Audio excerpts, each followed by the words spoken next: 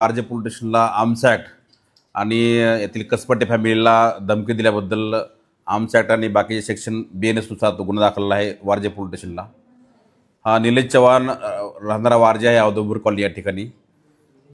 19 तारखेला यातील जे कसपटे फॅमिली आहे त्यातली जी दुर्दैवी महिला मयत झाली तिचा जो बच्चू आहे तो बच्चू यांच्याकडे त्या आगवणे फॅमिलीने दिला होता आणि ही ज्यांना बद्दल जेव्हा माहिती कळली फॅमिलीला त्यावेळेस तो त्यांचा बच्चू घेण्यासाठी ते निलेशच्या घरी गेले होते। त्यावेळेस निलेशने त्यांना त्याचं जे लायसन्स वेपन आहे ते दाखवून त्यांना धमकावलं होतं की तुम्ही या ठिकाणी येऊ नका, मी तुम्हाला ते बच्चू देणार नाही। त्यावरून तो काल आपल्याकडे वारजे पोलीस स्टेशनला गुन्हा रजिस्टर आहे। याच्यामध्ये पुढचा तपास जो आहे ते वारजे पोलीस स्टेशन करत आहे। सर हा निलेश चव्हाण जो आहे त्याच्यावरती आधी देखील वारजे पोलीस स्टेशनमध्ये त्याच्या पत्नीने जो विरोधात फिर्याद दिली गुन्हा 376 चा आहे, काय प्रकरण आहे आणि हा रेकॉर्डवरील गुन्हेगार आहे? हा तर सर याचा क्रिमिनल रेकॉर्ड आहे। याच्यापूर्वी 2009ला सुद्धा याच्यावरती एक NC दाखल आहे। NCवर त्याच्यावर प्रिव्हेंटेशन सुद्धा केलेलं आहे। नंतर याच्यावरती हिंजवाडी पोलीस स्टेशनला ड्रंक ड्रायव्हरचा पण एक केस दाखल आहे आणि त्याच्यासुद्धा त्याची पुढची प्रिव्हेंटेशन झालेली आहे। 2022मध्ये याच्या पत्नीने भाग्यश्री नाव आहे त्या पत्नीने त्याच्यावरती 376 373 या कलमांमुळे त्याच्यावरती गुन्हा दाखल केलेला आहे आणि त्याच्याविरुद्ध कोर्टामध्ये सुद्धा चार्जशीट याचं पूर्वी गेलेलं आहे।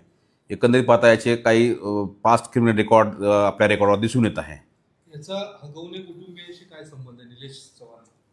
आता याच्यातले आता जास्त डिटेल याच्यामध्ये तुम्हाला भावधन पोलीस सांगू शकेल, परंतु याच्यामध्ये त्याची फॅमिली रिलेशन होते आहेत हे याच्यावर सिद्ध होतं की ज्या त्यांचा बच्चू त्या ठिकाणी त्यांनी ठेवला होता त्या त्यांचे फॅमिली रिलेशन असू शकतात आणि हे तपासात पुढच्या गोष्टी ज्या आहेत हे पिंपरी चिंचवड पोलिसांच्या तपासात कदाचित पुढे आले असेल। कसपटे कुटुंबियांची मागणी आहे की त्यांच्यावर अपहरणाचा गुन्हा दाखल करा, मात्र आपण आता बंदुकीने धमकवलं। आपल्याकडे जी तक्रार आहे त्यांनी त्यांच्या स्वहस्ताक्षरात लिहून दिलेली तक्रार आहे त्या तक्रारीवरून याच्यामध्ये जे सेक्शन अप्लाइड होतात ते सेक्शन आपण लावलेले आहेत। याच्यामध्ये अपहरणाबद्दल त्यांनी त्यांच्या तक्रारीमध्ये कुठेही असं काही मेन्शन नाही केलेलं आहे। त्याच्यामुळे त्यांची लिहून तक्रार दिलेली आहे त्याच तक्रारीनुसार त्याच ह्याच्यानुसार कलमानुसार तो गुन्हा दाखल केलेला आहे। निलेश चव्हाण आता फरार आहे, काय स्टेटस आहे त्याचं?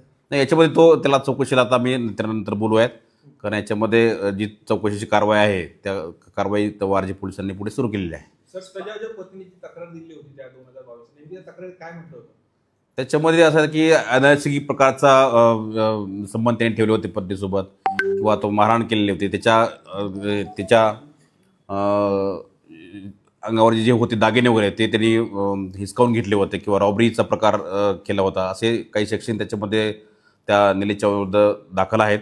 त्यानुसार ते गुन्हा दाखल करून नंतर कोर्टात त्याचा आदेश गेलेला आहे। असं पूर्वीच्या तक्रारीमध्ये त्यांनी म्हटलेलं आहे, आता त्या डिटेलमध्ये आपल्याला जावं लागेल। परंतु याच्यामध्ये याला आणखी एक म्हणजे याचं वेपन लायसन्स पण त्याला 2 ऑक्टोबरमध्ये त्याला 22ला त्याला मिळालेलं आहे, तर ती सुद्धा आपण पुढची कारवाई त्याच्यामध्ये वेपन सुद्धा करत आहोत। सर पण मग जो निलेश चव्हाण आहे जसं तुम्ही सांगितलं की रेकॉर्डवरील गुन्हेगार आहे, पण आपल्याकडे वारजेला याच्या आधी फक्त 376चा तो एकच गुन्हा होता जो पत्नीने फिर्याद दिली होती, बरोबर आहे? त्यावेळेस काही कारवाई केली होती आपण, त्याची काही माहिती घेतली? त्याच्या पुढची कारवाई जो चार्जशीट आणि पुढची कारवाई ती कारवाई पूर्ण झालेली आहे। त्यानंतर त्याच्यावर प्रिव्हेंटेशन सुद्धा कारवाई झालेली आहे। परंतु हिंजवडीला पण ड्रंक ड्रायव्हरचा त्याच्यावर केस आहे।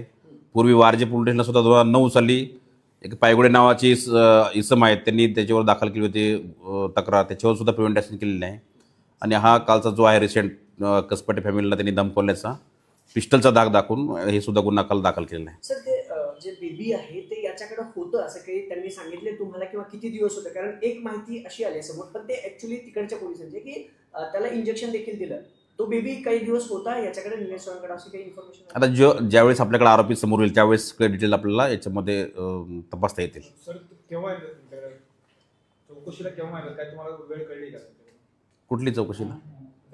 नाही, हा जो निलेश चव्हाण आहे ना, नाही आता आम्ही पोलीस त्याची कारवाई पुढे सुरू आहे त्याच्यामध्ये लवकरच येईल।